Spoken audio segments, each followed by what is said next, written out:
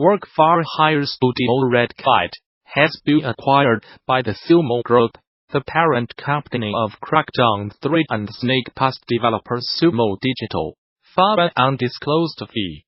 Founded by former Rockstar Games developer Simon Iwanishak, Red Kite has spent years offering engineering and code support services to a variety of clients, including Sumo.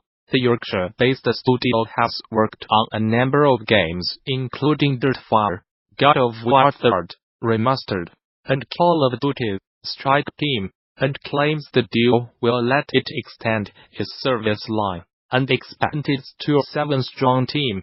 Red Kite will continue to operate under its own name, as a wholly owned subsidiary of Sumo Digital, sitting alongside the company's other recent acquisition Chinese Room. Red Kite is an established brand with talented people, providing engineering and code support services to some of the biggest names in the industry, said Sumo Group Chief Executive Cavers. Simon and his team are already well known to us, and we are confident that Red Kite will integrate quickly and successfully. A few months back, I played around with, yet again, rebuilding a half-finished, Metroidvania-style game I have played around with off and on over the years. One of my goals in this experiment was to use base Unity functionality as much as possible, replacing 2D toolkit and custom systems as much as possible. One of the prime candidates for such a rewrite was the menu system. If it's not immediately obvious from the screenshot to the right, that's essentially a vertical menu with items that have horizontal behaviors. When equipment is selected, you can choose an item to use or equip on the horizontal axis. When a volume slider is selected, you can adjust the value with the horizontal axis. Importantly, the game's intended to be played with a gamepad, so I did not want the presence or absence of mouse or touch input to affect this behavior. Unity in navigation is pretty smart and got me most of the way there. If you have focused on mouse touch interface when building your UI, good news. If it's a grid-ish format, it probably works the way you did expect. That's thanks to selectable objects like buttons have a navigation property. By default, this is set to automatic, which again, that's the right thing in most cases. Unity uses each object's position to determine which object will be selected when navigating up, down, left, or right. This is basically how controller navigation works. You are building a large chain of objects, which can connect, drop, to or for other objects. Helpfully, there's a visualize button which overlays yellow arrows indicating these connectors. Aside from automatic, the other navigation options are explicit, requires a bit of micromanagement, so it's best to use it only if one of the other options does not give you what you want.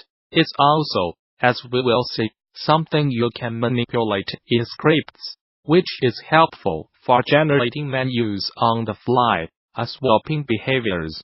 The selectable class, the basis for several Unity UI components, and something you can inherit from for your own components, defines set navigation type, setup, set down, set lift, and set right methods for changing navigation properties.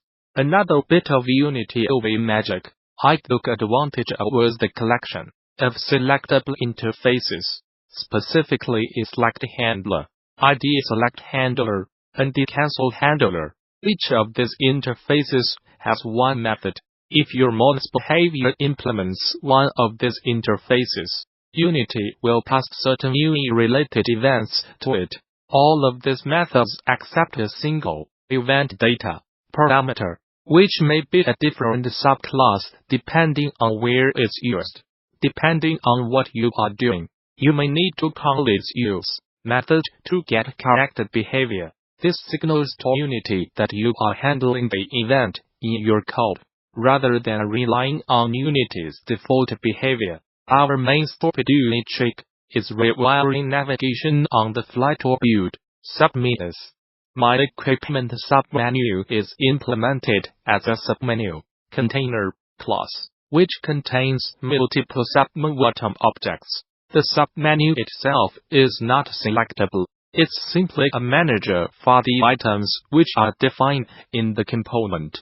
The submenu also knows a few other things, such as which items are previous and next for the submenu, and what the currently selected item is.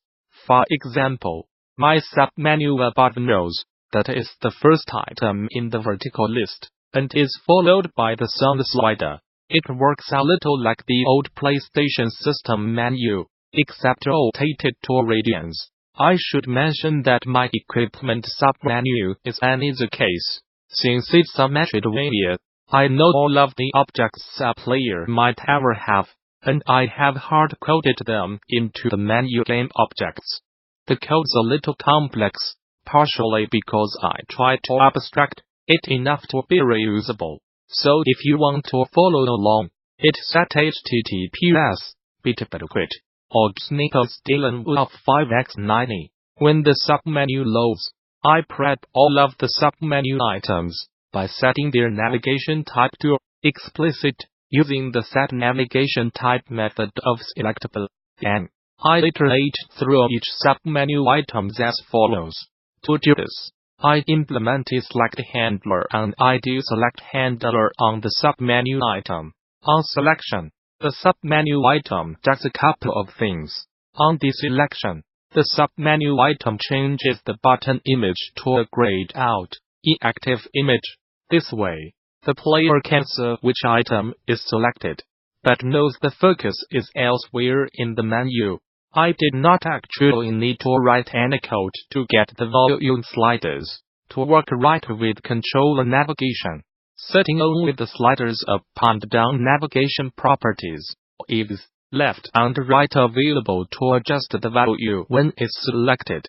However, I do not want the player to have to click the slider to select it. I'd like to allow the player to click anywhere in the sound or music block. To do this, I created a simple reader actor class. It's a selectable that uses the non-navigation type, so it cannot be selected with the controller. However, if the player clicks it, a pointer down is fired, which sends the focus to the slider. I apply this to the parent UI element that contains both the sound or music label, the selection frame, and only slider. When anything in that area is clicked, it passes the selection down to the slider. This is another problem that would not happen with the controller, but becomes an issue if a mouse or touchscreen is involved. Unity's default behavior is to clear selection when the player clicks outside of a selectable object. Normally this is expected. It's not fundamentally different from how most Windows applications behave. But in a controller-only game, recovering from a string click could feel jarring. It's not hard to prevent this by adding the following component, which remembers the last selected object and forces the event system to reset it if it ever becomes null. Because I am deactivating the entire in-game menu object tree when the menu closes and gameplay resumes, I do not have to add any extra logic. When the menu is closed, the script is not running. When it is, no other selectable elements should be active, while the code to manage menu navigation and activation uses built-in Unity OE functionality. Showing and hiding the menu relies on custom code. The game engine knows to stop play and show the menu when game state changes to in-game menu mode. It also knows to hide the menu and resume play when game state changes to playing. I can create a component that uses a cancel handler to detect when the user presses the button designated as cancel (SC) on the keyboard or start on a gamepad. This tells Unity to call my game engine code and change the current mode. It also tells Unity to stop any additional processing it might doing. Response to a cancel message. Unfortunately, I do not think there's a global cancel handler. OnCancel is only called on the selected object when ESC is pressed. To work as expected, every object in my menu with a selectable component has to implement this handler. There's a number of ways we could solve this, but I chose to simply make my income menu component at the close component to every child element on initialization. Again, my menu's hard-coded, so no menu objects will be created after initialization.